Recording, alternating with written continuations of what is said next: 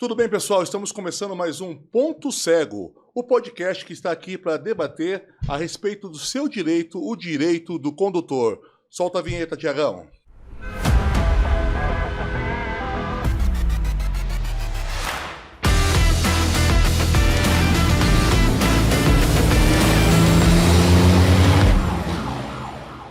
Então, pessoal, mais uma vez estamos aqui. Meu nome é Wellington Dias.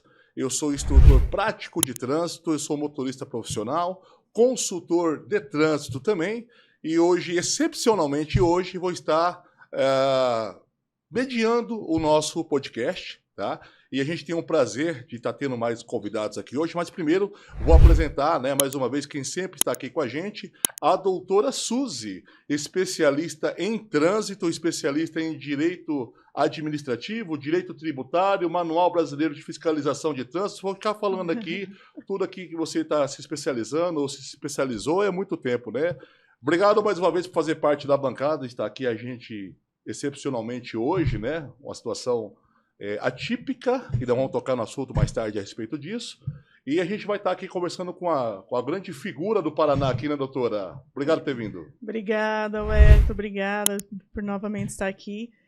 Obrigada, né? Danilo está aqui também, é o convidado, o Wellington vai apresentar ele daqui a pouco. E obrigada a vocês que têm acompanhado o nosso canal. Como o Wellington disse, daqui a pouco nós traremos algumas notícias. Aguardem. É isso aí. Então, estamos aqui hoje dando continuidade ao trabalho e eu trouxe uma pessoa que é meu amigo. Posso dizer já há um bom tempo, a longa data a gente já se conhece, já se ajuda. Desde a época que eu tocava caminhão, eu mandava algum material para ele e ele faz um trabalho excepcional aqui no Paraná, em especial aqui na BR-277, tanto é que é onde leva o nome do grupo, né? Grupo 277, né? Eu estou trazendo aqui a presença hoje do Danilo Schulich. Se eu tiver falado errado, eu só pronunciar teu nome, que eu não sei falar. Danilo Schulich é o cara que criou o Grupo BR-277. Obrigado por você vir aqui. Eu sei que a tua agenda é corrida, eu sei que detém de muito esforço por você ter vindo para cá. Obrigado por você ter vindo, cara. Obrigado, Wellington. Obrigado, Suzy, doutora Mudes, pessoal do Ponto Cego aqui. Uma estrutura muito bacana, né? Um podcast para a gente trocar uma ideia, uma satisfação poder conversar com vocês neste dia. É uma honra mesmo poder prestigiar nesse momento legal que vocês estão interagindo com a comunidade da doutora Multis e também o Ponto Cego. Então é um projeto muito bacana que a gente faz questão de prestigiar, né? Apesar da agenda corrida, a gente trabalha na prefeitura, trabalha um pouco no grupo 277, às vezes tem a família também, né? Tem aquele momento especial, mas a gente está aqui, ó, junto com vocês, nesse momento bem bacana. A gente que agradece, até porque você sabe muito bem, quando a gente iniciou esse trabalho, o projeto, né, doutora, de iniciar o Ponto Cego, que é para trazer a luz, né, tanto é que tá, a letra S aqui realmente está errada, propositalmente. Inclusive o pessoal comentou, mas está certo mesmo esse S?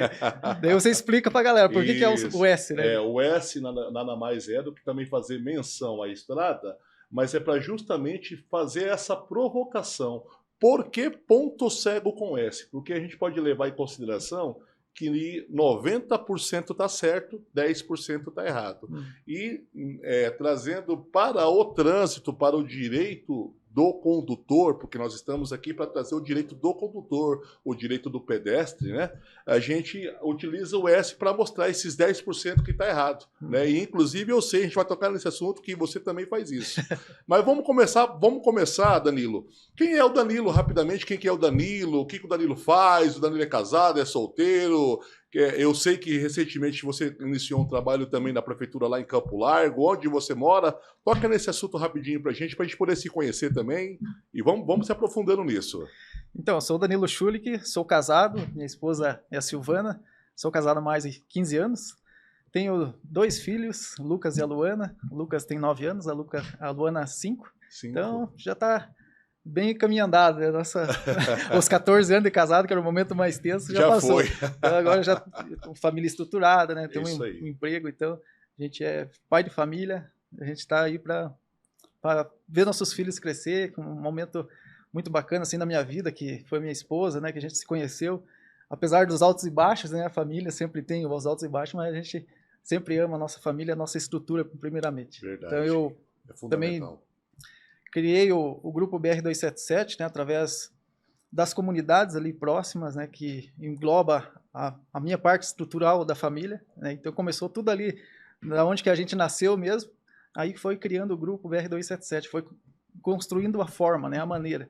Então, a nossa família tem muito amor, muito carinho por eles, meus filhos. Então é bacana a gente. E a família é tudo, né? A família é vida, né, doutor? A gente até se emociona, né? Não, falar mas dos filhos. A emoção faz parte desse programa. Hoje, excepcionalmente, o nosso podcast está realmente muito emotivo, né, doutora? Tá. Bom, vamos lá.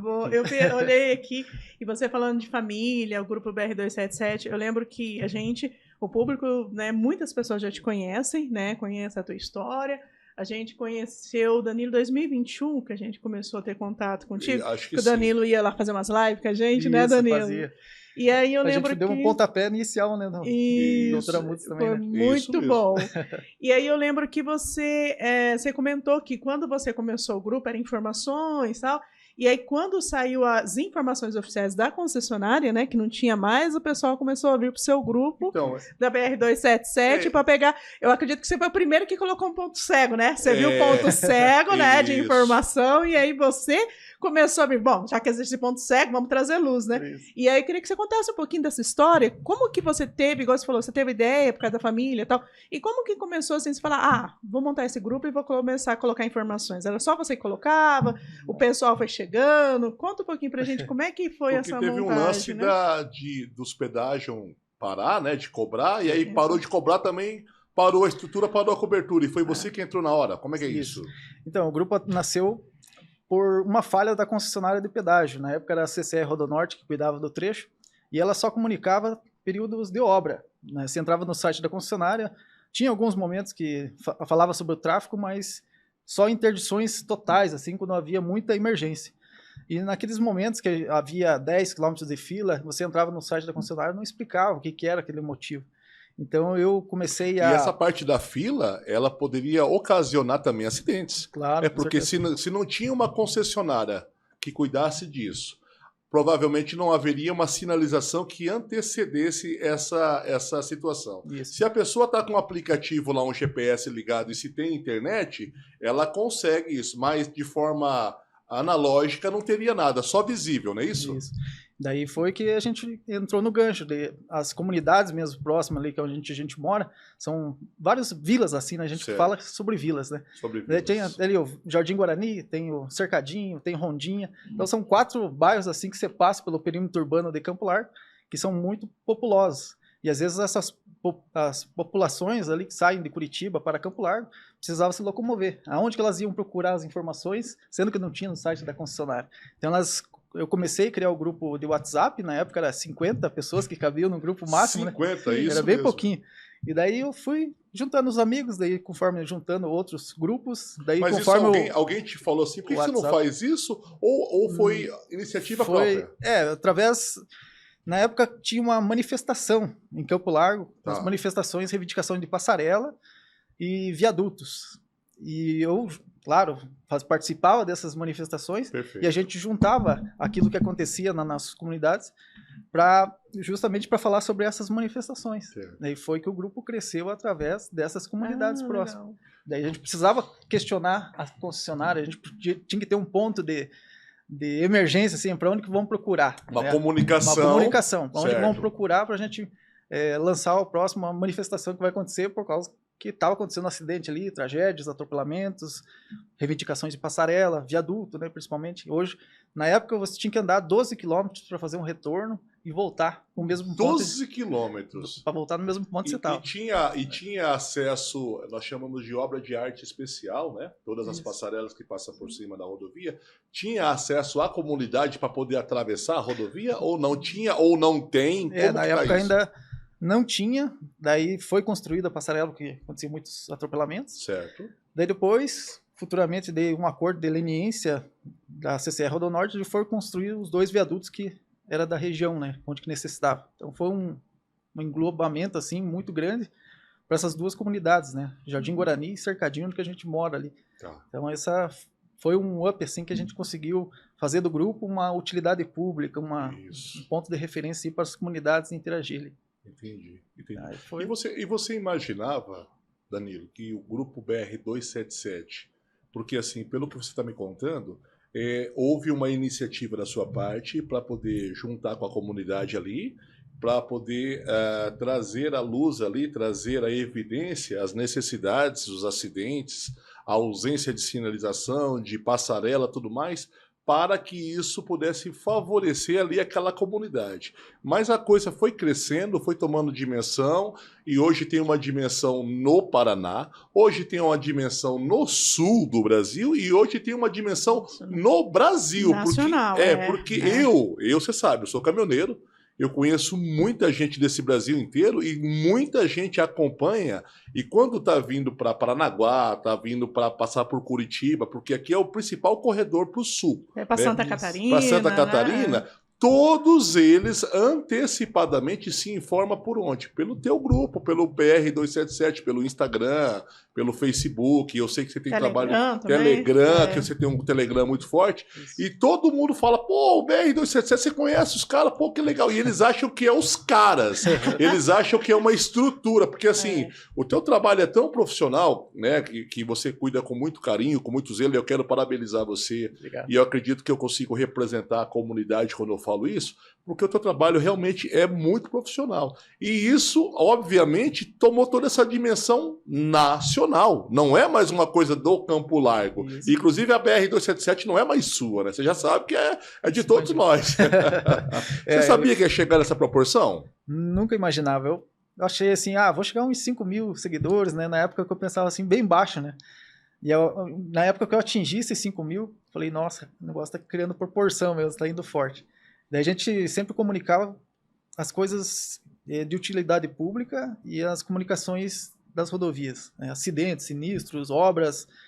Isso foi ganhando tanta proporção e respeito pelas comunidades que eles viam o grupo ali com respeito, que aquilo era uma coisa séria, não era um grupo de figurinhas para você mandar uma figurinha do WhatsApp, fazer uma piadinha, né? Todo mundo ali se respeitou. Hoje eu tenho 40 grupos. 40 mais grupos. de 40 mil pessoas conectadas. Claro, alguma outra pessoa manda umas figurinhas, manda uma coisa, mas é sempre focado na questão de trânsito. A pessoa ali está numa emergência. Pô, pessoal, parou a rodovia aqui, eu preciso saber o que está acontecendo. Então, automaticamente aquela pessoa que está no grupo, ela já responde. E isso vai ganhando proporção do respeito entre as comunidades. Claro, nem todos são corretos, perfeitos, mas a gente tem que ajustar. Aí é o momento que a gente chega e aperta a orelha. E o filtro é você mesmo, é você que faz o filtro. Eu faço tudo. Como que você arruma tempo para isso? É loucura. Que nem eu falei, é o respeito. Se ninguém se respeitar, o grupo não funciona. Então, assim, eu trato com muita honestidade ali no que eu faço. Eu falo, já sempre transmiti para as pessoas a forma verdadeira, porque se você zoar o grupo de uma forma que não é para ser, eles não vão respeitar você. Aí o negócio que você perde é o fio da meada. Então eu já antigamente lá, antes de criar os grupos do WhatsApp, eu já criei regras, e essas regras são para ser seguidas e não para ser quebradas. Entendi. E foi que o povo hoje, nos grupos, principalmente do WhatsApp, que foram que legal. se respeitando entre eles. Mas é difícil, é muita informação. Porque você hoje está lá em Santa Catarina, de repente acontece outro sinistro aqui em Campo Largo, de repente outro sinistro lá em Campina Grande do Sul. Hoje a gente atende Curitiba, região metropolitana, e as saídas, né, de Santa Catarina, São Paulo, vai para o interior do Paraná. Então você está sempre ligado, sempre 24 horas por dia, no 220 ali, para atender todo mundo. E pelo conhecimento que eu tenho em relação ao crescimento de grupos de WhatsApp ou Instagram, páginas, enfim, geralmente os pioneiros, né, as pessoas que iniciam esse trabalho, eles vão formando lideranças, vão formando líderes que vão acompanhando e ajudando ali. E eu percebi, e eu sei que isso não é uma questão de você simplesmente falar assim, não, só eu sei me virar sozinho, não, eu sei que realmente é por conta desse zelo, você não colocou liderança, você necessariamente é quem faz todo o filtro de tudo isso. Você inclusive tem alguns outros administradores que ainda auxiliam nesses momentos. Porque daí você não dá conta sozinho, você está trabalhando, que nem eu trabalho na prefeitura, daí tem certos momentos que eles precisam entrar em ação, né? Eu não estou 100% ali. Aí tem jornalistas que também fazem a moderação, que daí tem o Luiz, que faz parte do Instagram, tem o Osias também, que faz uma força ali. E o Telegram? Então você tem uma equipe, então. Às vezes tem os Eu acho interessante, eu tô aqui no Telegram, que vem notícia toda hora. E não é só da BR-277, né? Tem outras BRs também, né? Um sistema automatizado que eu elaborei. Ah, que legal. Foi através das concessionárias, né? Que elas fazem as publicações no Twitter e daí a gente lançou para o Telegram. Bacana. Então, o que acontece nas concessionárias de pedágio? Isso é transmitir no Telegram. Ela já automática. E o Telegram, ele é bem abrangente também. Hoje o grupo do Telegram, ele consegue alcançar quantas pessoas? Um grupo só?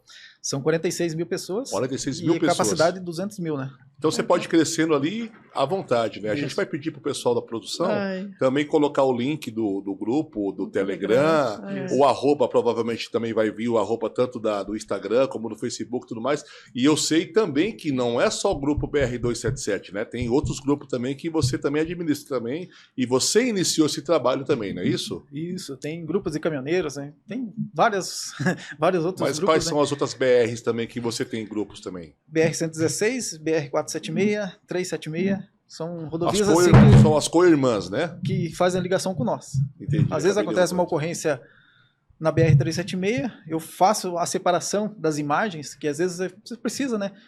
A própria polícia, né, quer saber o que está acontecendo nas rodovias, então eu tento separar. Aconteceu na BR-116, então eu virei o grupo da BR-116 para separar, fazer uns ajustes. Ótimo. Porque se ficar só na 277, às vezes você coloca momento só da 277, mas... Que gera reflexos das outras, porque está tudo também conectado, né? E desde quando você começou o trabalho, você começou quando mesmo esse trabalho? Foi em 2015, a hora que eu comecei. 2015 que você começou. Lógico que hoje você tem uma proporção muito maior do que 2015.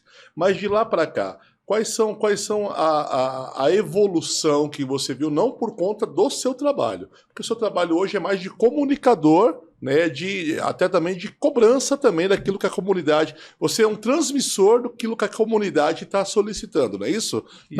Tá. A partir dessa transmissão e também a partir do momento que você conseguiu observar tudo isso de 2015 para cá, você viu evolução? Houve evolução? Não houve evolução? Como é que está a questão da BR-277 ou de tudo isso que você tem observado?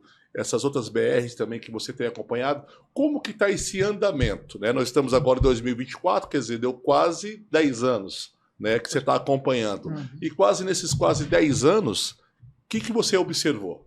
Então, a partir do momento que começou a crescer o grupo, a gente viu que autoridades do governo do Paraná, a gente mexeu com a estrutura da imprensa, principalmente, foi que houve provocações, que começou a provocar. A gente viu que o negócio estava criando força. Foi no momento, a hora que a imprensa começou a procurar você, o momento que começou a evoluir, que às vezes a imprensa ela não consegue chegar no momento de um sinistro de trânsito, em tempo real. Em tempo real. E você nós já tínhamos porque já tinha as pessoas lá do grupo que estavam conversando entre elas. Então a gente já sabia o que aconteceu e pessoal da imprensa, reportagem, elas queriam o contato de quem estava próximo desse sinistro. Assim. Então foi assim que eu olhei no momento que o grupo estava criando força. E a gente viu que tinha tendência de crescer. E nisso as imprensas vieram conversar comigo. Somaram contigo. Na época fizeram uma reportagem sobre um aplicativo. Daí foi que eu fui também ganhando força através disso. Aí, na época eu tinha 100 mil seguidores, depois que eu fiz a reportagem que o pessoal conheceu no Paraná, que existia o grupo para trocar essas ideias, foi que eu vi que realmente fazia, de fato, utilidade para as pessoas no dia a dia, dos motoristas principalmente. E aí, a partir daí que você somou, né, criou musculatura com a imprensa, não é isso, doutora? A partir desse momento que você ganhou também musculatura, porque as redes sociais, que é? Instagram, Facebook, WhatsApp, tudo mais, é algo que parte de você. As reportagens são televisões, né, concessões públicas, né, mas que são de empresas privadas e que está ali à disposição da televisão para a pessoa que está assistindo. Então, quando começou a somar o seu trabalho de redes sociais com os repórteres, você acredita que criou mais musculatura, não é isso? Isso. E foi a partir daí que você começou a enxergar que houve mudanças no trânsito ou não houve? Houve melhorias? O que você pensa em relação a isso, nesses 2015, 16 para cá. Melhorou, não melhorou? Continua brigando? Como é que tá a tua luta hoje? A gente continua brigando. A gente continua na luta. Inclusive, recentemente a gente fez reportagens sobre radares. Isso que repercutiu no estado do Paraná. Um momento assim que a gente olhou que radar, ele educa, mas no momento prejudica o trânsito. Sim. Porque você está num ponto de curva, no final de descida, um radar a 60 km por hora vai prejudicar o fluxo e, consequentemente, vai ter engavetamentos. Então, a gente quis chamar a atenção da imprensa para aquele momento, aquele equipamento que está sendo instalado sem sinalização, que na época estava sem placas, sem nada. Então, a gente fez aquela chamada, né? Tá errado isso aqui, não tem como vocês ajustarem. Essa é uma questão mais recente, né? Isso. Uma mais recente em relação aos radares, mas mais para trás agora. Teve alguma coisa mais para trás que você acredita que evoluiu ou você ainda continua batendo? Evoluiu bastante, porque daí hoje tem secretários de infraestrutura que nos seguem, né? Inclusive deputados, então várias pessoas de autoridades que têm o papel e a caneta, Sim. que eles estão acompanhando ali as informações do grupo BR-277, e eles veem como real. O negócio que aconteceu, eles precisam chamar atenção dentro da estrutura pública, da política. Eu vi porque então, até inclusive... Porque não adianta a gente ficar só batendo, dando murro em ponto de faca, enxugando gelo, sendo que não tem autoridades visualizando aquilo. Isso mesmo. Então eu acho que cresceu através também das autoridades presentes dentro da política. Se você não tiver uma estrutura política para esse grupo se manter forte, não adianta nada. Não adianta nada. Não adianta eu ficar aqui remoendo, tomando meu tempo, me desgastando dia a dia, sendo que as autoridades não vão ver para aquilo. Então hoje nós somos 300 mil pessoas, eu já alcanço mais de 500 mil de pessoas.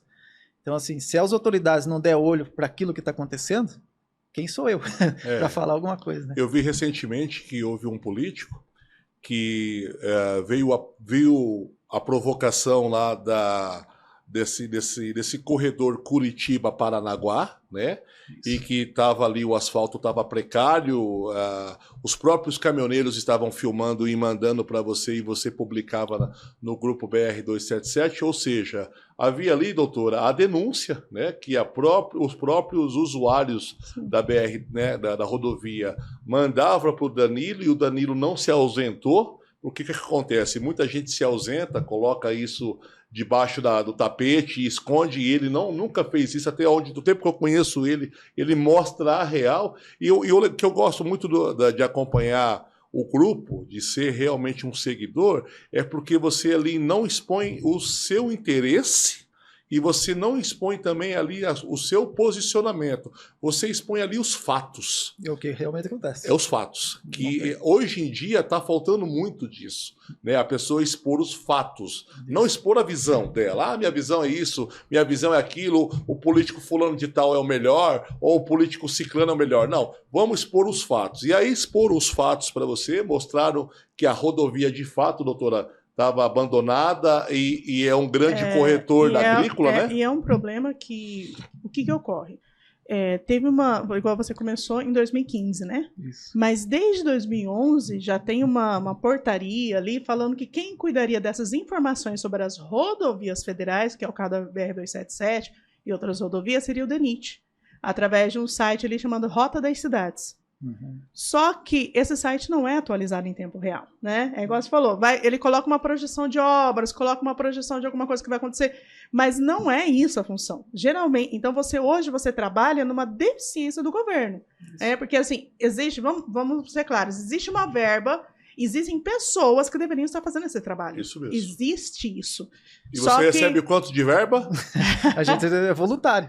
A gente tem parceiros, né, que sustentam um grupo, inclusive o meu pessoal, né, porque você mexe com o psicológico, né? Você trabalha tem uma estrutura financeira na tua casa para você manter isso, mas muitos anos eu fiquei sem nada. No bolso seu mesmo, eu lembro. Aí você imagina, desde 2011 era para ter.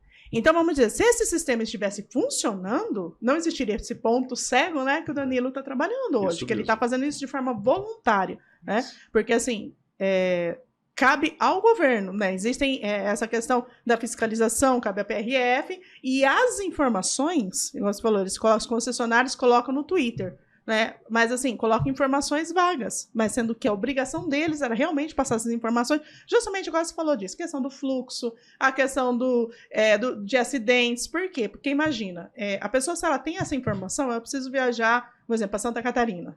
Só que não é urgente. Se eu tenho informação que nesse momento está realmente tendo um engarrafamento ou que teve um acidente, o que eu vou fazer? Não, eu vou esperar. Assim que liberar, que é o que a gente faz pelo seu grupo, né? Ali no Telegram, pelo Instagram, assim que liberar, melhorar o fluxo, aí eu saio e vou. Para eu não ficar preso. Porque você imagina, teve uma vez que acho que você mesmo falou que o pessoal ficou acho que até 12 horas preso no engarrafamento. Como que foi essa história? Foi um tombamento de caminhão de óleo vegetal, inclusive foi na Serra do Mar. E teve outras situações também que aconteceram em São Luís do Purunã. Carga com produto químico, que também demora horas, né? Precisa de uma empresa especializada para fazer a remoção do produto químico. Então, as pessoas que ficaram paradas no trânsito ficaram mais de 12 horas. Quem não tinha alternativa para você fugir daquele trânsito. Ficou ali parado. Então, a gente trazia em tempo real o que estava acontecendo, as rotas alternativas para as pessoas poderem fugir para outras rodovias. Por mais que o trajeto seja mais longo, elas não precisavam enfrentar aquele momento crítico. Crianças, idosos, pessoas doentes ali naquela fila. E vai fazer o quê, né? E muita coisa que aconteceu, até citando, o calor humano da população, em São José dos Pinhais aconteceu um sinistro uma vez, que parou várias horas. E as comunidades ali sabiam que os motoristas estavam sem comida. E eles pegaram e foram até o local, distribuindo marmitex, um pouco fazia ali, outro marmitex ali, para entregar para as pessoas, entregar água, para ajudar. Inclusive a Polícia Rodoviária Federal fez um trabalho muito bacana também, entregando mantimentos, alimentos, as pessoas que ficaram várias horas ali, não tinha ponto de comércio próximo, nada, para eles comer, fazer uma alimentação, tomar uma água. E nós entendemos também que a Polícia Rodoviária Federal, que é o que nós queremos mandar o nosso abraço a eles também, eles fazem um trabalho excepcional com aquilo que eles podem, com aquilo que dá para eles fazer, porque a gente sabe que eles são funcionário público federal, nós sabemos que existem limitações, nós sabemos que existe a vontade, o desejo de fazer mais, mas por conta de que eles não têm como, então eles fazem o que dá, né? Inclusive, a gente acompanha também esse trabalho também e parabeniza eles. E outra coisa, verba tem, né? Se a gente parar para analisar a arrecadação... Não, a verba para fazer esse monitoramento existe. Porque o que é arrecadado com multas de trânsito, vamos ser sinceros, o que é arrecadado com multas de radar em rodovias, o que é arrecadado, se isso realmente fosse revertido para a área do trânsito, teria um monitoramento eficiente, entendeu? Porque existe. Só que esse dinheiro não é aplicado. Como esse dinheiro não é aplicado, aí, igual o Danilo falou, ele faz as coisas de maneira voluntária. Porque poderia até chegar o Danilo e falar assim, vamos fazer uma parceria para que ele mesmo pudesse investir ali. Você tem câmera que você mesmo instalou do próprio bolso para monitorar o tráfego. E isso tudo é obrigação do governo. E ele tem verba para isso. Não faz porque não quer. Eu quero tocar nesse assunto então, doutora, nesse ponto cego. Existe existe verba para isso, e essa verba ela vem numa crescente nos últimos anos, que é a verba realmente que ela é levantada com as próprias infrações de trânsito, certo? Aí uma vez que voluntariamente o Danilo com esse sistema vocacional dele cria o grupo, tudo mais, faz tudo isso por conta da ausência do governo, a ausência do governo fazer isso. Não teria alguém que deveria cobrar isso? Por exemplo, como a rodovia ela é federal, ela é competência federal. Onde é que estão os deputados federais? Onde é que estão os senadores? Né? Onde é que está o Sistema Nacional de Trânsito? Cadê todo mundo? Por que ninguém faz nada? E por que ninguém, acima de tudo, cobra? Por que ninguém... E cobra não é a comunidade, porque a comunidade está cobrando. Isso. O Danilo está fazendo, está gritando, de vez em quando alguém ouve e vai lá e traz uma ajuda, mas por que ninguém cobra? E isso não é Ministério Público Federal? Quem que tinha que mexer isso? Na realidade, isso? Existem... Como existe essa previsão legal que seria o DENIT que passaria isso significa Departamento que existe Nacional de Infraestrutura do Trânsito. Do transporte. Do transporte, isso. Então, o que acontece? Como existe essa previsão legal, era para eles estarem fazendo. Até mesmo porque quando existe uma previsão legal, se a gente entrar em direito tributário, vai ver que existe uma lei orçamentária, enfim, várias coisas.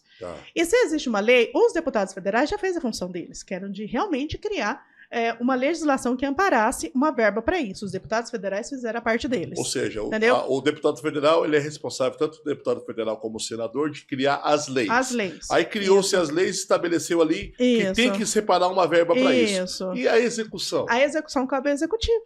Quem que é o executivo? Aí nós temos o presidente da República e os assessores, entendeu? Que seria o Ministério do Transporte, o ministro do Transporte. A ele cabe isso, fazer a devida estruturação. Então, assim, o dinheiro está entrando, só que isso não está sendo destinado. Porque, pensa, a gente está falando da BR-277 aqui, que graças a Deus nós temos o Danilo. Mas nós temos BRs espalhadas no restante do Brasil que não tem pessoas como o Danilo fazendo esse trabalho. E te digo mais ainda, tem BRs que são pedagiadas e que está abandonada no mato, no buraco, tal. Vou citar uma que eu conheço pessoalmente, a 153. A 153 está abandonada. Onde que é? Eu não sei. E é pedagiada, ela corta o Brasil aqui, ó, de fora, ela sai do sul aqui. Uma das maiores rodovias. Da rodovia, ela corta do sul aqui e vai por norte.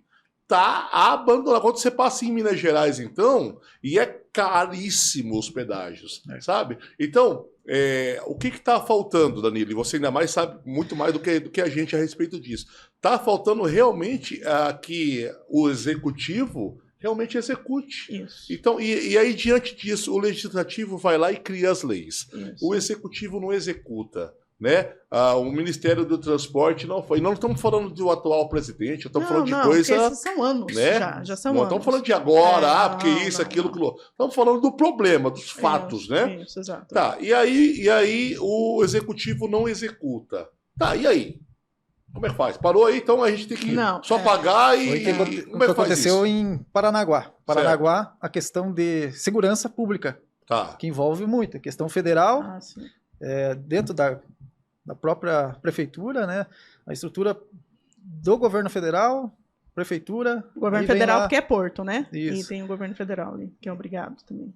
Os caminhoneiros questionavam muito a questão de segurança. Para você chegar num porto, às vezes abrir abertura de bica, um monte de coisa. Foi que eu bati na tecla por quase 10 anos e a gente continua batendo na tecla sobre os problemas que acontecem lá.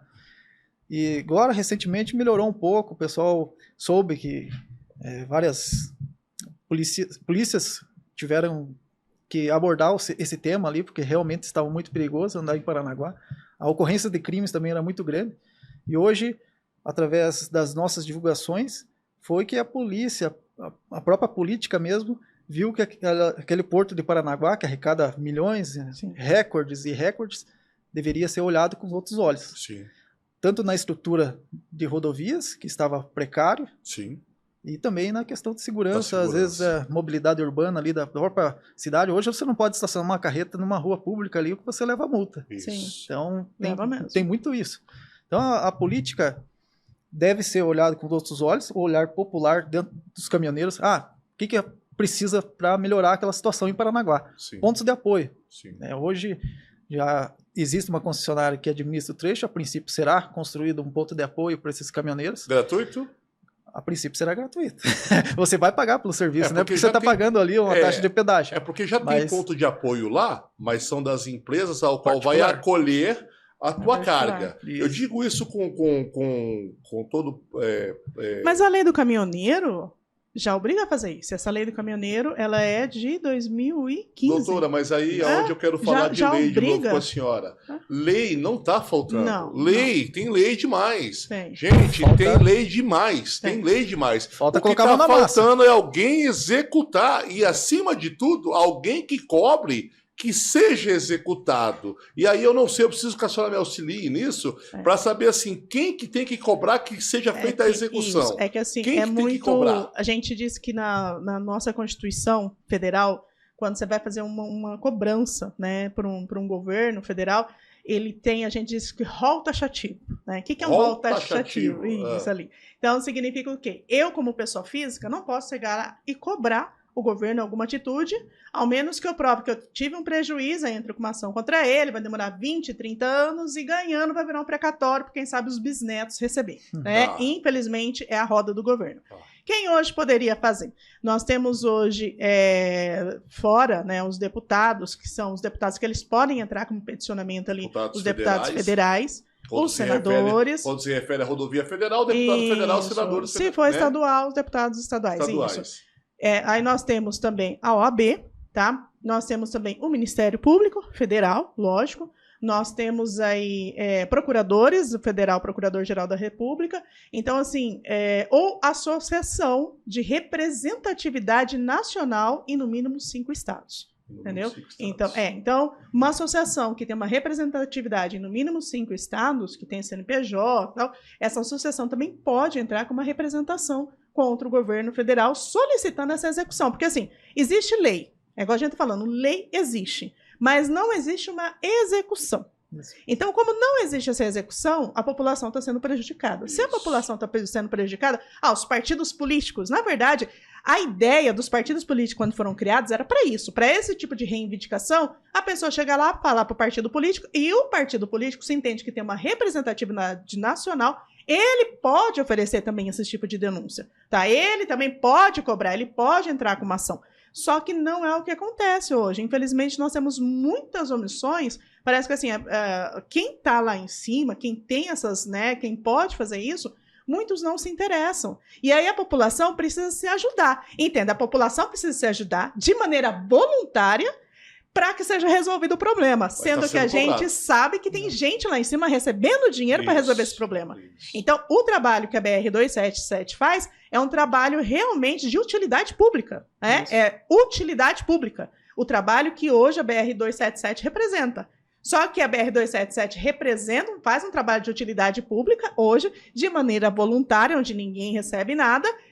Então, ele resolveu um problema e quem está recebendo o dinheiro sobre isso é os que estão lá na execução. Eles recebem de mão beijada, né? A coisa que era para eles ir fazer, a população que tem que cobrar. Então, aí que está a inversão de valores. Então, você que está nos assistindo, vocês que estão nos ouvindo no Spotify também, eu quero chamar você para fazer parte dessa comunidade, tá? Do grupo BR-277. Quem sabe a gente consegue uma representatividade nosso nacional. Também, né? A gente está junto com vocês já há muito tempo. O Ponto Cego em si não, né? Mas logo, você já está aqui com a gente já logo nos primeiros episódios. Mas assim, a gente já é parceiro já há muito tempo. Presta atenção no que o Danilo está te falando, tá? Tudo que está acontecendo aqui é reflexo das pessoas que você votou, das pessoas que você elegeu, e elas estão recebendo, o sistema, né, doutora, está recebendo, tá? O governo federal está recebendo, o governo estadual está recebendo, existem leis para que se cumpra isso, tanto na questão da infraestrutura como da segurança, só que não está sendo executado. Você tem o direito de cobrar o teu representante. Em quem você votou, você cobra. Mas eu não sei. Entra no gabinete dele, entra no site do gabinete, entra no arroba, porque todos eles agora têm, né? O Instagram e tudo mais, vai lá e reclama, mete a boca, pega os cortes lá da BR-277, pega o link, joga lá e joga no Instagram do cara, fala, ô, deputado fulano de tal, aqui, ó, a BR-277 tá fazendo um trabalho que é seu. Seu, era pra você fazendo. Ô, senador fulano de tal, aqui, a BR-277 é um trabalho que é seu. Era pra você. Ô, governador, prefeito, fulano. Cobra. O que aconteceu? Cobra. Muitos anos, a BR-277 era pra ser duplicada. No trecho de Foz do Iguaçu até aqui. Passou 30 anos numa concessão de pedágio e quanta coisa aconteceu. E a empresa foi embora, arrecadou o dinheiro. Fechou. Está tendo os acordos de leniência, inclusive uma outra concessionária também que assumia o trecho, vai fazer uma execução de 400 milhões, parece que anunciaram agora. Mas depois de muitos anos, né? Deveria ter feito a duplicação, ter seguido o passo a passo conforme é. Cadê os políticos, né, para cobrar as concessionárias de pedágio naquela época? Não é? Isso já vem de 30 anos atrás. Isso mesmo. Então é uma deficiência que tem a BR-277. Hoje as pessoas vão ter o feriado agora no dia 15 de novembro. Nossa. Elas vão viajar. Então a BR-277 está saturada. Você chega na praça de pedágio de São Luís do Purunã, você não vai conseguir sair dali uma hora antes que você previa. Você vai ficar parado no trânsito ali, congestionado. Esse gancho aí, eu vejo direto você postando, e aí também nem quero culpar os motoristas, porque assim, eles também são vítimas. Todo mundo é vítima. O que acontece? Quando você está subindo ou descendo a Serra de São Luís do Purunã, qualquer coisinha que acontece, trava tudo. Às vezes trava os dois lados. E aí o que acontece? Tem pessoas ali em situações de urgência, de emergência, ambulância, caminhão com explosivo, caminhão com combustível, enfim, trava tudo. As pessoas, o que automaticamente vai fazer? A pessoa está 2, 3, 4, 5, 6, 7, 10, 12 horas engarrafada. Ela está com fome, ela está com medo, ela está insegura, ela precisa de ir num banheiro, tem um idoso, tem uma criança tal. O que ela vai fazer? Ela vai procurar o GPS e vai buscar umas rotas alternativas. E direto a gente vê carro, a gente vê moto atolado, carro atolado, caminhão atolado. Aí por quê? Ah, mas eu não sei o quê. Aí tem gente, doutora, que ainda bota a culpa no motorista. Cara, o motorista não é o culpado. Não. O motorista quer pegar, ele não saiu para ficar na rodovia. A rodovia não é feita para ninguém ficar, é para transitar. Então, exatamente, para fluir. E aí existe um déficit, né, nessa questão da estrutura, da sinalização, da solução. Porque qual que é o meu ver, Danilo? E você me corrija, porque eu sou caminhoneiro e eu vejo isso, vi muito isso aí. Aconteceu um acidente, e aí? Não tem problema, vamos colocar os cones aqui, vamos sinalizar, e se gastar um dia, gaste. Se gastar 2 dias, gasta. Se gastar 3 dias, a culpa não é minha. Quer dizer, ninguém é culpado. Inclusive, as pessoas que estão no acidente também não é culpada, porque o nome chama-se acidente. Aí ninguém tem pressa de resolver. Ninguém tem pressa de desafogar aquele... Ninguém pensa naquele idoso, ou naquele homem, naquela mulher, enfim, não vamos, né? Ninguém pensa naquela pessoa que está ali. E é essa preocupação, eu sei que, eu vejo isso em você, que é essa preocupação que todos nós temos. Cara, aconteceu, tá?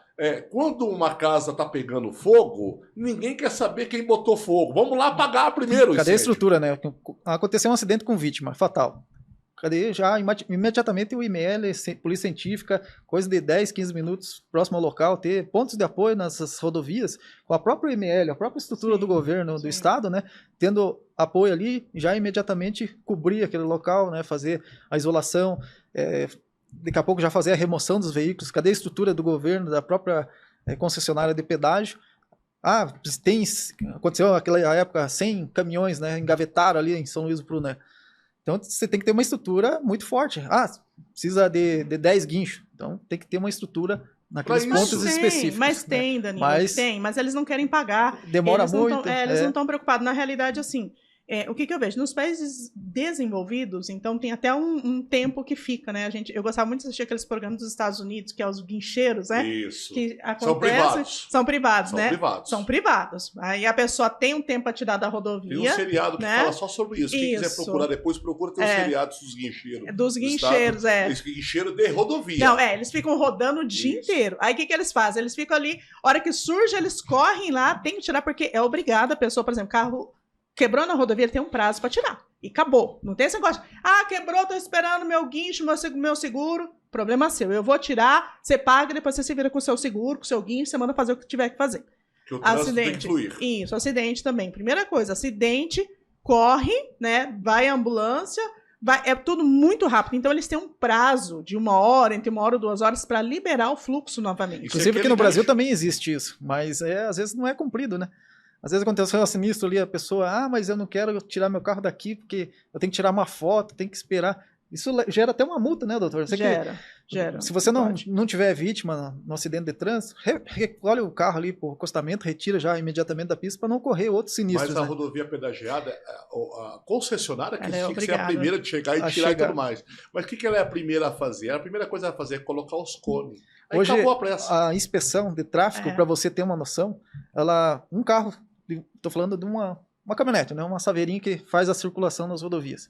Hoje ela leva cerca de 1h30 para circular o trajeto. Nossa. Então imagina, se tiver um outro dando um apoio ali para um caminhoneiro que está com pane mecânica, essa concessionária vai demorar 1h30 para chegar até o local do sinistro. Então tem coisas assim que tem que ser imediato. E vamos dizer, quanto você acredita que é em média que uma concessionária, aí, se você sabe, vocês calculam, arrecada por hora? Vamos dizer ali numa BR-277. Qual que é o primeiro pedágio que tem aqui? São Luís do Pru, né? São Luís. Quanto será que ele arrecada ali por hora? Porque imagina, é caminhão, é carro, é um monte de gente passando ali. E caminhão, independendo de estar com o eixo levantado ou não, se tiver a nota... Olha só como é que eles fizeram, Danilo, isso eu acho incrível. Para saber o caminhão tá passando, o eixo tá erguido. Mas aí eles fizeram um jeito muito rápido de linkar o eixo para saber se a placa desse caminhão, se na Secretaria de Fazenda tem alguma nota aberta. O CTE. Se tem um CTE, se tiver um CTE aberto, não, eu vou cobrar inteiro. Quer dizer, eles tiveram essa capacidade de criar essa tecnologia que pela placa busca em todo o país para saber se tem um CTE aberto com aquela placa, para cobrar os eixos do veículo, e não tem vem me dizer que não tem capacidade de fazer um monitoramento melhor de informação. O que a doutora está dizendo aqui, para quem não sabe, É. a doutora está dizendo o seguinte, que existe uma rapidez da parte do sistema, ou seja, do governo, de cobrar. Para cobrar, eles são ligeiros. Ligeiro. O que é o CTE? O CTE é um documento que todo caminhoneiro, né, todo transportador, precisa ser caminhoneiro não, van, Fiorino, todo transportador, ele precisa emitir para fazer o transporte dessa carga. Só que às vezes acontece que ele já fez o transporte, já chegou no destino, já descarregou, e aí ele está indo já transitar para um outro lugar para fazer um outro carregamento. Só que a parte burocrática, aquele caminhoneiro não está resolvendo mais, porque a parte operacional que é a parte dele. O que é a parte operacional? Carregar, chegar no destino, descarregar. Tanto é que não é nem ele que emite esse CTE. Não é ele que emite e não é ele que fecha. Isso. Só que o que acontece? Enquanto ele está transitando do lugar onde ele descarregou para ele ir carregar de novo, se esse CTE não for dado baixa, é cobrado dele de novo o pedágio. Aconteceu muito esses tempos aí, o pessoal tá reclamando sobre isso. Tô passando aqui com o eixo erguido, tava vazio, mesmo assim ele tem que emitir o CTE. Então, mas você vê que é um desinteresse de favorecer o usuário. Porque se tá com o eixo erguido, tem que ser... Porque qual que é a justificativa do pedágio? Não é pela utilização da faixa de rolamento, para que eles possam ter, entre aspas, verba, porque também é ao contrário, né, doutora? Eles cobram primeiro para depois eles fazer. Exato. Todo pedágio ele cobra primeiro. Tem sensores hoje, é automatizado, né? Tem os sensores que se tiver a roda do chão. Inclusive tem um caminhoneiro que ele passou pelo pedágio e estava com os 3 eixos erguidos. Mesmo assim foi cobrado com mais um eixo. Ele já tinha passado por 2 praças de pedágio, cobrou só 2 eixos, daí no São Luís Brunã, acho que, ou Palmeiras, se não me engano, foi que dele passou, deu 3 eixos. Sendo que nos outros ele tinha dado 2 eixos. Existe um erro, uma falha, né? Então, existe uma rapidez de cobrar, mas não existe uma rapidez de beneficiar o usuário. Por quê? Porque visivelmente, se o eixo está erguido, ele não está transitando na faixa de rolamento. Ou seja, não está havendo desgaste, não está gastando, não está freando, não está prejudicando em nada. Wellington, mas o outro eixo que está sustentando todo o peso, mas é o suficiente. A quantidade de eixo no chão, para quem está me assistindo e não conhece, a quantidade de eixo no chão está relacionado ao porte do veículo. Quanto maior o porte do veículo, maior a quantidade de eixo no chão. Se a carga dele só for suficiente só para 3 eixos, ele só vai andar com 3 eixos no chão. O resto ele pode estar erguido. Só que hoje em dia a burocracia, estou falando propositalmente porque é de questão de burrice, a burocracia, né, quer cobrar da pessoa, independente se está com o eixo no chão ou não. Eu não falo que é burocracia, não. Eu falo que eles são muito espertinhos mesmo. Né? Porque eles arrecadam. Então, assim, pensa, eles não estão errando contra eles. Né? Eles só estão prejudicando, né? Igual você falou, o motorista, o condutor, o usuário. Então, o interesse deles não é em resolver. Não é. Então, você imagina, essa concessionária, quanto que não arrecada por hora para que ela realmente pudesse fazer essa duplicação, que ela realmente pudesse dar essa estrutura, uma saveirinha para ficar rodando 1 hora e pouco. O que é isso, gente? Eu não sei qual que é o preço de uma saveira, mas eu tenho certeza que em 10 minutos ali de arrecadação eles têm condições de comprar uma saveira a mais, não é? Mas assim... E a valorização profissional também dos trabalhadores, né? Que ganham muito pouco, né? Então, aí nós temos essas situações. E eles não estão preocupados com o tráfego, entendeu? Eles não estão preocupados com o trânsito. Aí, o que eu vejo muito... Imagina o tanto de dinheiro, doutora, e quando está dando um engarrafamento, vamos, além de citar as pessoas que estão sofrendo, vamos dizer também na parte econômica, o tanto de dinheiro que está parado ali, expostos a bandido também, né? A pessoa saquear, porque aqui na Serra do Azeite, caminhão quebrou, vai ser assaltado. Não é nem acidente. Caminhão quebrou, vai ser assaltado. E toda vez que existe um engarrafamento lá, o trânsito para, Tudo para. E aí o que para? O que acontece? A economia do Sul para. Não é isso? Então, ou tanto de dinheiro que fica parado por ineficiência, incompetência e irresponsabilidade do... Aí eu não vou falar da empresa. Porque a empresa que está lá, ela está porque o governo permitiu. Seja federal, seja estadual. Ela tem uma licença, ela tem uma permissão. Permitiu. Então, volto a dizer, o ponto cego veio aqui para dar porrada no sistema. Tá? Eu vou falar bem escancaradamente. O ponto cego está aqui para dar porrada no sistema. Se a concessionária que está cobrindo o teu estado, a tua rodovia, quem está cobrindo ali, se não está cumprindo com o papel, é porque o sistema, ou seja, o governo, permitiu. Então, volto a dizer, cobra. Cobra o teu prefeito, cobra o teu governador, cobra o teu deputado estadual, o teu deputado federal, cobra, é um direito seu. Ah, mas eu não tenho materialidade, eu não consigo sair de lá, Wellington, ir lá e pegar e filmar e tal, e gravar e mandar para o meu representante. Entra na BR-277, na BR-116, qual o BR que você tem aí? Pega todas essas BRs aí, pega lá os links, copia, joga lá no Instagram, no @ do seu deputado, do seu governador, do seu senador, joga lá e cobra. Tá vendo aí, senador, presidente, sei lá quem é você aí, veja aí, ó, incompetência de vocês.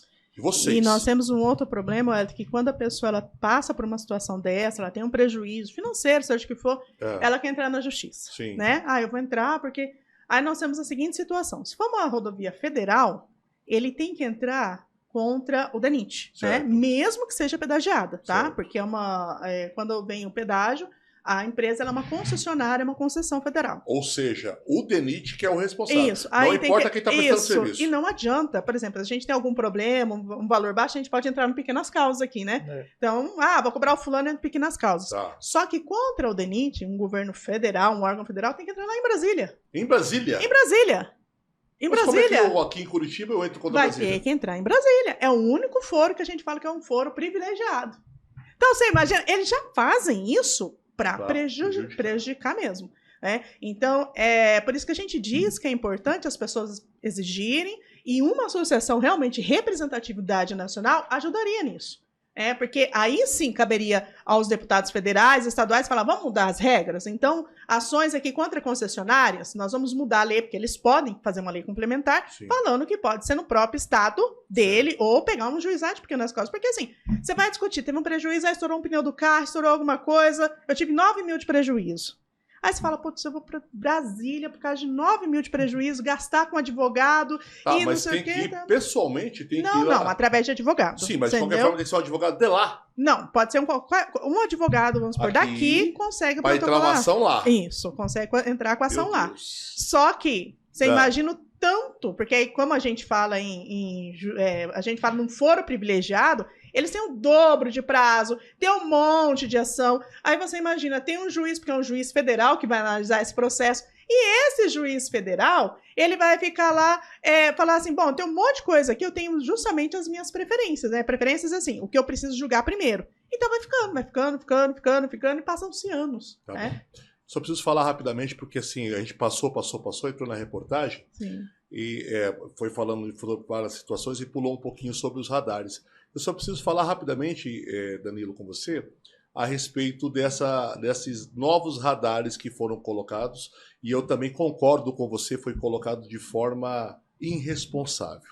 Porque você colocar um radar ali, quem é da região pode entender que esse radar é novo, mas quem não chega lá, botar um radar, ele não sabe que velocidade, ele não viu placa informando antecipadamente, e além de tudo, esses radares, hoje já foi feito um paliativo, né? Foi feito lá tampado com papelão, com saco de lixo, ou seja, uma bagunça, né? Além de tudo, de ter feito isso de forma irresponsável, eu tô dizendo, foi de forma irresponsável mesmo. Colocaram um radar sem comunicar, sem colocar, sem placa, sem nada, aí fizeram um paliativo e ainda você está dizendo que os radares estão em local errado ainda. Isso. É isso?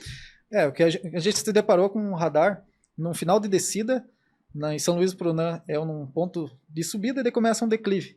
E ele ficou bem na curva, num ponto cego, exatamente no barranco. A hora que você começa a fazer a curva no barranco, vai ter umas estruturas assim de mato, aí você vai dar de encontro com o radar. Então eles já fizeram meio que de propósito para arrecadação. Certo. Não é não é educativo. Educativo. Porque se tivesse ponto educativo seria antes da serra, onde que tem um acesso ali da fábrica da Itambé, onde que os motoristas percorrem uma velocidade maior, que daí é bem final de nesse local do radar também não tem um grande número de acidentes, não? Não. Não tinha acidente, não tem escola. Tem um fluxo de carros que passa ali das comunidades, Sim. mas assim, não é um ponto assim que é exatamente onde que surgem os engavetamentos graves. Então a gente questionou sobre isso, uma alteração, pelo menos colocar num ponto exato, onde que reduz a velocidade, onde que os motoristas possam prevenir acidentes. Atropelamentos também ali na rondinha, o radar ficou para frente, praticamente embaixo da passarela, sendo que o problema é antes, né, 700 metros antes, onde que acontecia realmente os atropelamentos. E aí, após você ter gravado isso, aí as televisões abertas vieram lá, fizeram gravação com você e gravaram e constataram o fato. Sim. Que você não veio ali expor opinião política, você veio ali expor o fato.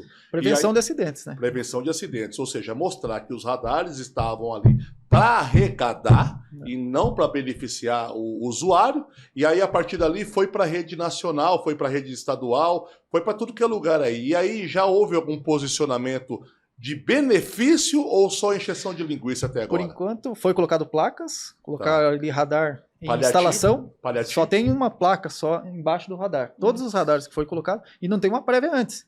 Então hoje você chega na rodovia, você vê dezenas assim de freadas bruscas de carretas. Então ali é um sinal de alerta. Quando tem muita freada de carretas num ponto específico, você tem que olhar o que está acontecendo.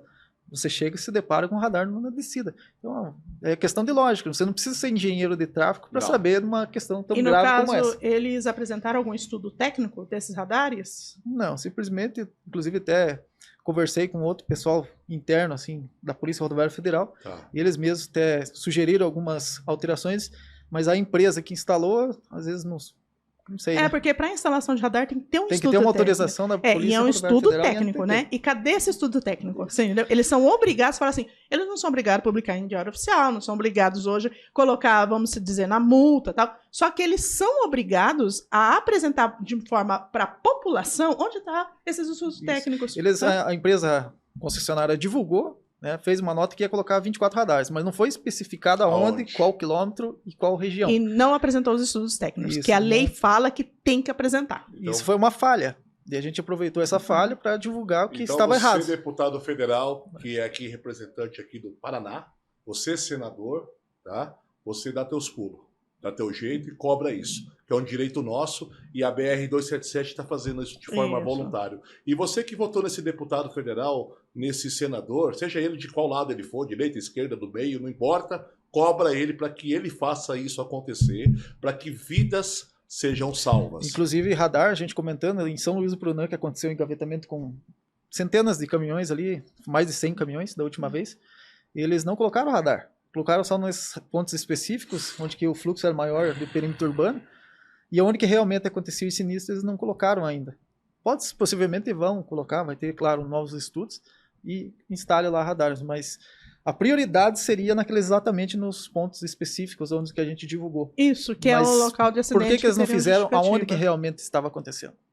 Já que era para pôr radar, para educar, principalmente na área ali onde que acontece neblina, chuva, garoa, tem uma visibilidade menor na curva, então eles deveriam exatamente já colocar os radares nesses pontos específicos que acontecem nisso mais graves. Mas arrecadar é com eles mesmo, deixa com eles. Então, a gente vai cobrar ainda, vai continuar cobrando. Vamos continuar cobrando e assim, Danilo, por conta do tempo, eu preciso estar encerrando contigo, mas assim, eu já estou convocando você a voltar novamente. Sim, tá? O assunto é longo, né? Você fala de rodovia. Preciso de você aqui, acho que, provavelmente aqui... Uma vez por mês a gente vai precisar de você. E assim, utiliza também esse canal aqui para você fazer essas denúncias. Eu quero te parabenizar realmente do meu coração, não só além da amizade que nós temos, mas pelo trabalho que você tem desenvolvido nesses praticamente 10 anos. Eu me tornei fã de você, do seu trabalho, por conta realmente da sua transparência, sabe? E isso é o que está faltando hoje. Você falou, mas eu não sou formado, eu não sou repórter e tudo mais, tal. Mas muitos repórteres deveriam se espelhar no seu trabalho, aprender contigo. Como que deve ser feito? O feito é o quê? Os fatos. O fato. Não importa. O fato é o seguinte, está fazendo errado? Mostra. Tá fazendo errado, mostra e acabou, para beneficiar a população. Então, parabéns a você. Você que ainda, por acaso, não segue a BR-277, o grupo BR-277, a gente vai estar colocando o link aqui para vocês. Segue, você que passa pelo Brasil, tá passeando, veio aqui como turista, tá indo para Beto Carreiro, tá indo para Balneário Camboriú, você vai ter que passar por aqui. Você que é do transporte vai estar passando por aqui. O grupo BR-277, independente de qual seja a concessionária que esteja aqui, ela já está desempenhando um papel de excelência, comunicando a você antecipadamente o que está acontecendo e em tempo real, né? Tem as câmeras suas lá também, lá ainda, Isso. né? A gente criou um aplicativo, né, justamente para os usuários poderem visualizar em tempo real. A gente está fazendo alguns ajustes, adicionando novas câmeras, e a gente vai atualizar o aplicativo.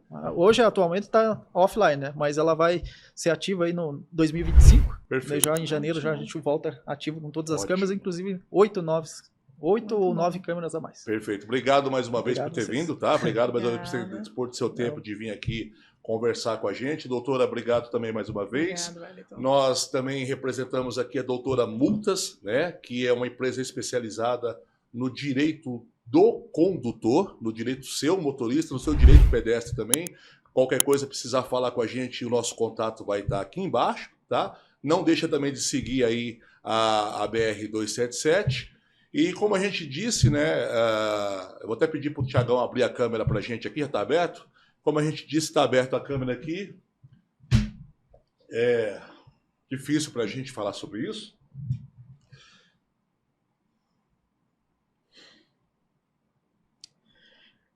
Ontem nós tivemos uma notícia muito difícil, né? E o nosso querido amigo, apresentador, Maurício Costa, ele foi morar com Deus. Ele passou mal, vou explicar um pouco resumidamente a história. Ele passou mal no domingo, pediu para nos avisar, a ex-esposa entrou em contato, falou que ele estava muito mal, foi para o hospital, ficou no hospital, fez exames, tá? Fez vários exames. Foi muito bem atendido, Foi parabéns ao pessoal da Santa Casa de Curitiba. Que cuidou dele. E aí ele na quinta-feira foi submetido a um cateterismo. E na sexta-feira, a família dele foi buscar ele porque acreditou que ele realmente estaria de alta, ficaram lá esperando, estava só esperando a médica. Foi feito todos os exames após o cateterismo. E estava com a alta. E estava com a alta médica. Inclusive, a família foi buscar porque pediu para ir buscar ele porque ele estava de alta. E nisso, a família foi buscar a filha e a esposa, a Rose, e estavam no quarto esperando a médica. E nisso ele estava conversando com todo mundo, já brincando com as enfermeiras. Ele sentou na cama e falou assim, estou passando mal. E nisso já caiu para trás. Já caiu, a filha segurou para não cair no chão. Aí veio toda a equipe médica. A médica dele estava voltando com a alta, porque não sabia a médica dele, só ficou sabendo na hora que entrou, minutos depois dentro do quarto, e viu tudo aquilo, e uma equipe inteira tentando reanimá-lo, mas não teve como. Foi realmente um infarto fulminante, não teve como... Enfim, né? Não teve nem como a gente... ninguém estava esperando a realidade. Ele estava programando para estar aqui hoje. Falou, não, eu vou porque amanhã eu tenho gravação do podcast. E era o que ele amava. Era falar com cada um de vocês que estão aí do outro lado. E ele amava ter essa comunicação, ter o carinho de vocês. Então, em nome do Maurício, eu quero agradecer a todos vocês que nos assistem, compartilham esse programa. Agradeço de coração o carinho que vocês tiveram com o Maurício durante todo esse tempo. A gente deixou a cadeira dele ali e as coisas dele porque tudo ainda para acreditar, sabe? E realmente, como essa cadeira tá ali, nosso coração tá vazio. Quem trabalhava com a gente, a nossa empresa tá vazia. Vai ser muito difícil agora aqui falar para vocês. Porque ele era o primeiro que chegava e o último que saía. E ele era o cara que a gente podia contar para tudo. Que ele nunca dizia não. Nunca falava não. É o cara que a gente tá aqui no sábado conversando. A gente tá fazendo essas gravações que geralmente a gente faz aqui no sábado. Ele preparava, ficava até 2, 3 horas da manhã preparando. Não dormia às vezes. Não dormia, porque ele tinha paixão. conversar com cada um de vocês. Então, orem pela família dele, porque era um cara de luz. Eu acredito que hoje ele é luz, ele tá num local muito melhor que aqui, ele tá em paz. Mas ora pela família dele, para aqueles que ficaram. E realmente é lamentável, porque não tem nada que... Dá para ver o amor, a emoção que ele transmitia. Quando a gente fez a inauguração da PVS Truck lá em Campo Largo, eu conheci o Maurício lá, e deu para ver uma pessoa alegre, extrovertida. Chegava aqui, colocava o alto astral, né, a alegria. Então, assim, ele gostava de viver a comunicação, ele gostava de viver nesse momento de podcast e tal, aquela conversa com vocês. E ele é um ótimo profissional, né? Como vocês falaram, era o primeiro a chegar e o último a sair. E a gente, já no primeiro momento que eu vi o Maurício, e ele conversando, dando a primeira cerimônia de inauguração e tal, eu falei, esse é uma pessoa especial. E vocês estavam no time, ele estava no time correto, que era de vocês, pessoas sensacionais, fantásticas, humildes, e ele estava no time certo. E se despediu da gente de forma que inesperável, né? A gente está de luto, todo mundo está de luto. E, infelizmente, né? Aconteceu uma fatalidade. Para você, obrigado, Danilo. Para você que está nos assistindo, hoje é dia 9 de novembro. Ele faleceu dia 8 de novembro, ou seja, ontem, por volta do horário do almoço. Nesse exato momento está tendo o velório. A família está lá, nós saímos de lá e viemos para cá. A gente cogitou de não gravar. E a própria família foi a primeira incentivadora a falar, não, vamos gravar. Gravem, porque o Maurício não aceitaria que vocês não dessem continuidade. Então nós fizemos todo o esforço de estar aqui. Não tem apresentadores, programa, quem era o apresentador era o Maurício. Eu tentei aqui, a gente bater um papo da melhor maneira possível e transmitir a vocês verdade. Então, para nós finalizarmos, nós queremos oferecer esse programa e todos os que virão, enquanto esse programa perpetuar, saibam que o apresentador é o Maurício Costa. Obrigado a todos e até a próxima.